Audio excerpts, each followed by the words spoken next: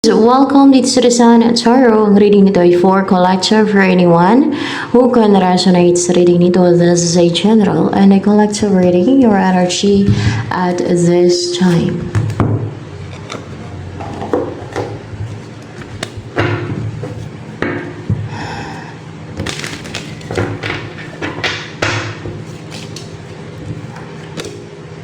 Empress, you are a marriage material and fit na fit ka maging housewife, ganon, kung sa babae pa kasi nga marriage material, di ba? And nasa iyo ng lahat. You are so attractive, charming, intuitive, may self-love and intelligent, good looking, balance kasi combination of 4 queens din siya, yung Empress. Na-attract mo yung all good things in life or comfortable life as well. Hindi mo na-attract yung comfortable life. Na-attract mo yung comfortable life. Yung all good things in life, hindi mo na-attract. Yun ang hindi mo na-attract, yung all good things in life. Bakit? Bakit hindi mo na-attract? Kasi dahil dito.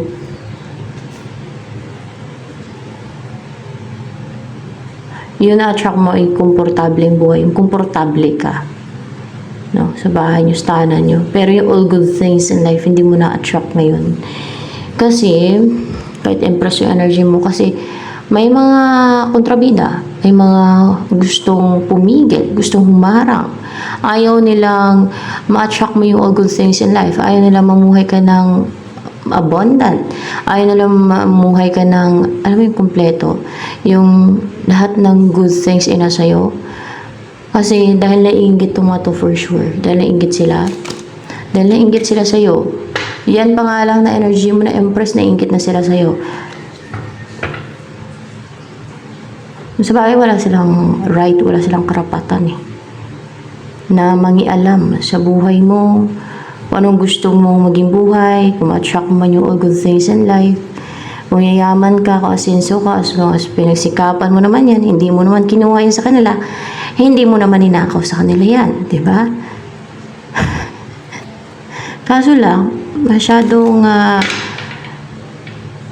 narrow-minded, or kulang sa pag-iisip. hindi gano'n. Or masyadong inggitiro itong mga tao na to. Yan ang dahilan. Masyadong feeling na mangialam o mang-intrude sa buhay mo. Na para ba may karapatan, kaya nga nasabi kong feeling, para ba may karapatan talaga sila, no? Ganun sila mag-isip na parang may karapatan talaga silang mangialam, manghadlang, at mangontrol sa buhay mo, sa'yo. Ganun sila mag-isip dahil sila ay narcissistic. Tama ba? Narcissistic sila? Narcissistic sila. Ganun sila mag-isip. Clarify by Ace of Swords pati. Ganun sila mag-isip. Narcissistic yung utak nila. Narcissistic. May mga disorder silang narcissism. O narcissistic sila kung tawagin.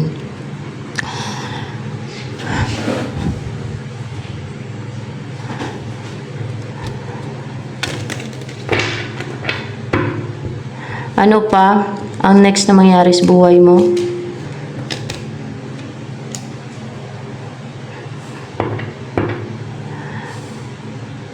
May magbubuhos sa'yo ng emosyon niya o pagmamahal niya. Pag hindi, emosyon niya ang ibuhos niya sa'yo. Emosyon niya. Emotional toxicity. Hindi emotional toxicity. Negative emotion. Baka negative emotion. Negative emotion niya. Person mo. Yes. It's your person yung magbusay ng emosyon niya. Mararasib mo ba yun? Yung negative emotions niya, baka may mga hinanaing, dinadaing,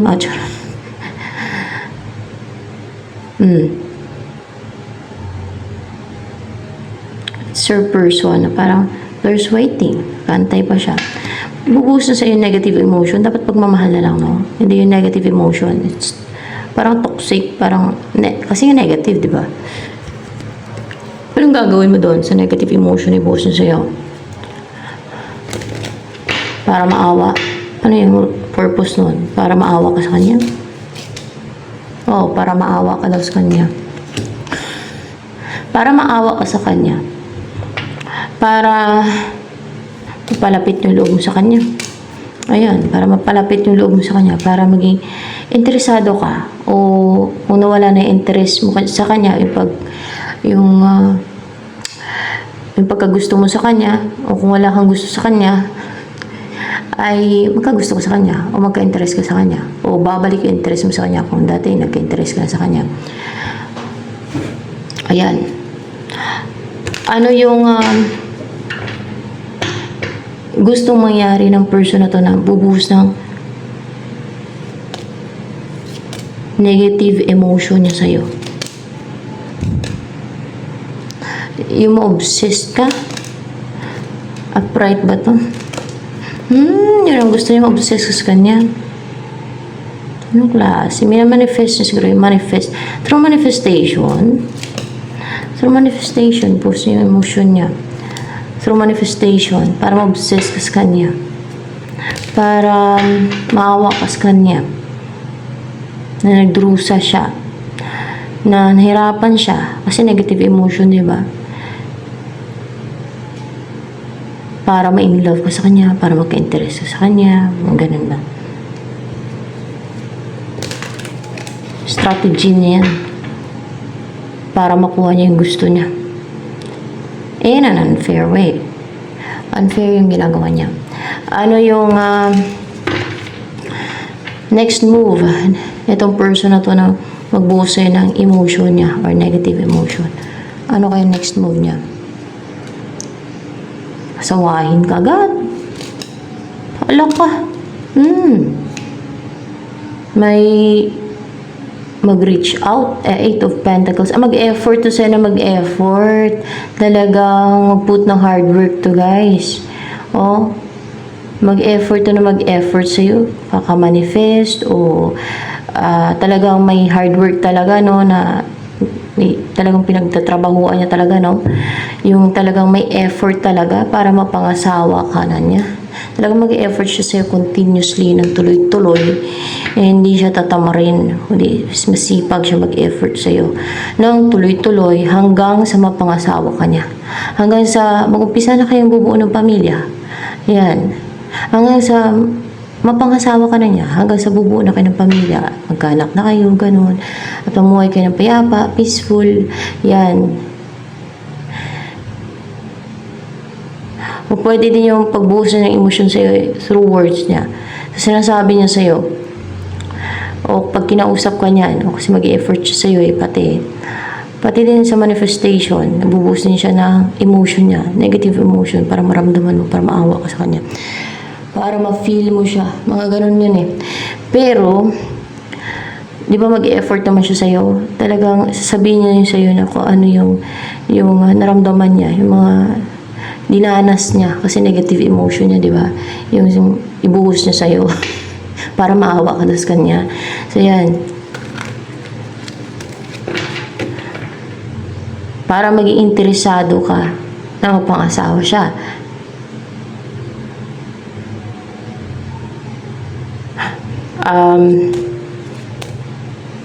O kung nawala na interest mo sa kanya, kung dati naging kayo, kunwari, no, na past person mo o on and off yung connection niyo, kung nawala na interest mo sa kanya, para bumalik yung interest mo sa kanya, pwede din ganun.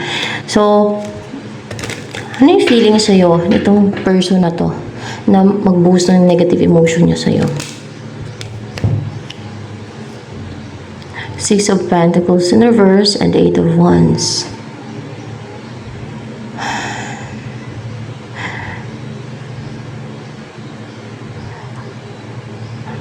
Gusto Gustong gusto ka niya i-message. Driven siya i-message ka. Pero hindi siya ganun ka-brave na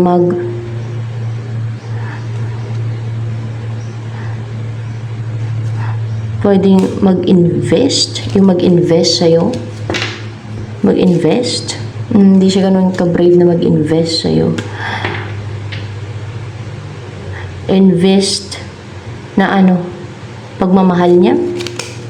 Hindi siya ganun ka-brave na mag-invest sa'yo ng pagmamahal niya. Kasi, maring takot. Dahil takot siya magmahal.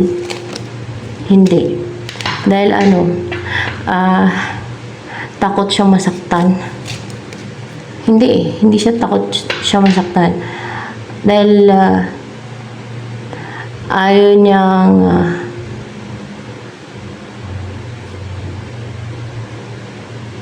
hindi siya brave na mag-invest sa'yo, pero gusto ko niya i-message. Alam mo, hindi ni-deserve niya i-message ka, kontakin ka, o maybe puntahan ka pati kasi 8 of Wands. Pero hindi siya ganun ka-brave and courageous, may blue din dito, or hindi siya ganun ka-brave na mag-invest sa'yo. Dahil ang iniisip niya, baka siyang lugi suli. Ano yung iniisip niya? Yun ang nagpapajuggling sa kanya na mag-invest sa'yo, no? Yung parang nagkakaroon siya ng doubt na mag-invest sa'yo, baka siya ang lugi suli. Pero ang sigurista, sa pag-ibig, hindi kailangan maging sigurista. Kailangan ay maging brave enough, di ba? At maging courageous. At huwag manghinayang pag nagmahal o pag nag-invest sa person mo. Ganon yun.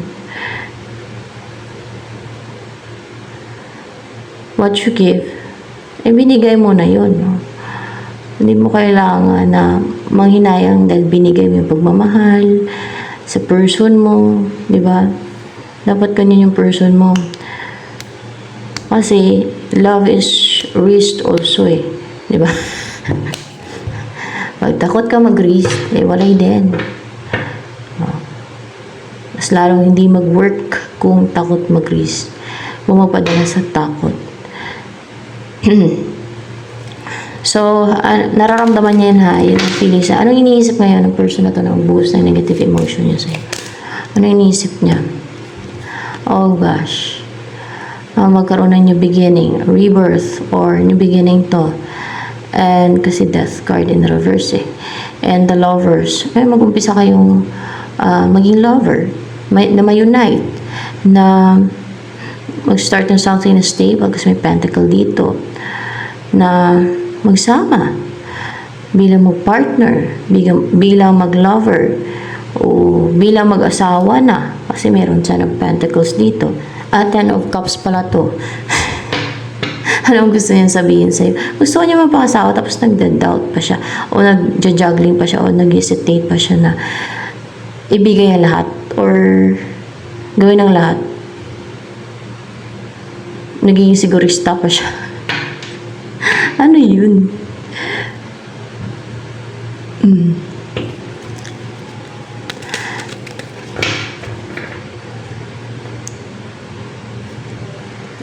Sa bagay, iba-iba yung utak ng tao, no? Iba-iba mag-isip yung tao. So, ano pa ang gustong sabihin sa'yo ng person na to na magbubuhos ng emosyon niya sa'yo? Or, negative emotion niya. The Moon and King of Wands. The Moon in reverse. Goal-driven siya. Brave daw siya.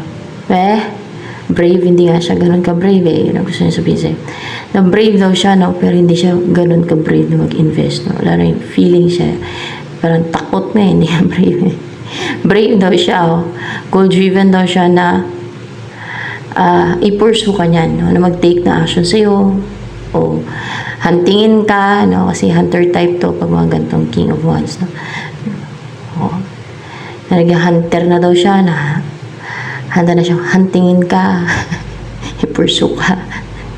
Dahil sa mga nalaman niya. Nalaman daw siya.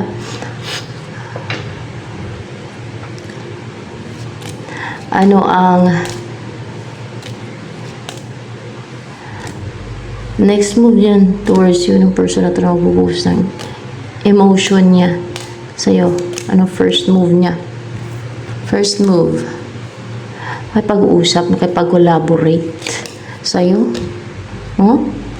Maging confident siya, courageous, na may butterfly pati dito na blue, na ibig sabihin courageous and grounded, may black pati dito sa color ng butterfly and blue, no? Na brave, courageous, and positive and confident siya, stable, komportable na mag-take ng action sa'yo. Ayan, no? Na ready na siya at mukhang pinag-aralan pa niya yan. Kung ano yung gagawin niya, kung ano yung sabihin niya sa'yo. Oh. Pero, kinakabahan pa. Yung emosyon niya lang sa feelings niya. parang hindi siya ganun ka-brave na parang may takot pa ba. Pero, confident na siya, no? Parang takot mag-invest o parang hindi siya ganun ka-brave na mag-invest. Pero ito yung next na, yun ang sinasabi niya na brave na siya, goal-driven na siya, no? At panindigan yan. Ito nga yung next na move niya, makipag-collaborate, makipag-usap, yung makipagtulungan sa iyo o magtulungan kayong dalawa ba para magkaroon ng pagtutulungan sa inyo. Parang walang maging conflict, walang maging problema. Everything is well, no? Sa pag-uusap ninyo. Na hindi siya mahirap na kausap na. Mga nagkakasundo kayong dalawa. Ganon. Magkakasundo na kayo pag nag-usap kayo. Hindi yan siya complicated na kausap. Kasi Three of Pentacles. Ayan. At may nagbago nga sa person na to eh. Naging ganto na siya eh. Confident, comfortable. Kasi talagang pinaghandaan niya ito. Pinag-aralan niya. Oh. Para komportable siya, confident siya, stable. Pag kinausap ka niya, pag pinurso ka niya. Yan.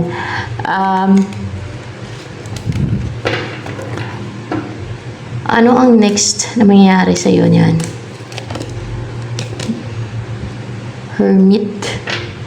Hermit. Mangusting ka? Wala. Oh. Hindi na mangusting ka. Mag-introspect ka niyan. Mag-introspect ka, no? Mag-introspect ka. Yan ang next na mangyari sa'yo. Mag-isip ka. Siguro pagka nag-take na action to sa'yo, minessage, mag-isip ka muna. Pag-isipan mo muna na maigi ba? Ganon ang gagawin mo. Mag-introspect ka. Yan. And then, ano ang next na mangyari sa inyo ng person mo na yan? Uy. And reverse. May pagbabalik. Kasi in reverse. May pagbabalik. May babalik. Pwede si person mo. Kayo, magkabalikan. Ganon, may pagbabalik.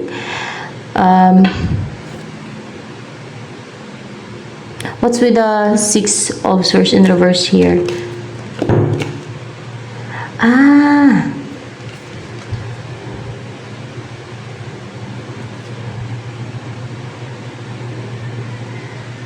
Yung strong na yung personality ninyo na hindi na kayo nasusuyo ng iba.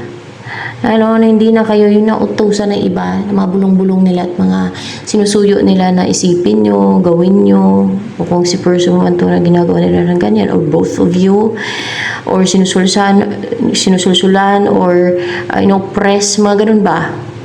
O ina-atake yung isip nyo, may mga atake. Hindi na nga nila ma-atake. Di ba may mga atake dyan? Hindi na nila ma-atake yung isip ninyo. Kayo, ng person mo. Hindi na kayo masulsulan. Mga ganun ba? Instead, balik pa sa kanila. Kasi maging strong na personality. Balik pa sa kanila yung mga sulsul nila. Balik pa sa kanila yung mga sulsul nila. Sa kanila. So, ayan. Mahal ka na ba ng person mo na yan? Kaya gusto niyang mapangasawa ka. Ang magsama kayo sa isang bahay, ang makasal kayo.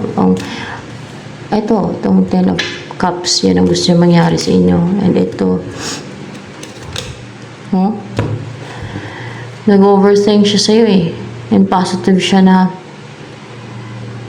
parang lutang to palagi siguro. Lutang siya palagi, kakaisip sa'yo. Uy.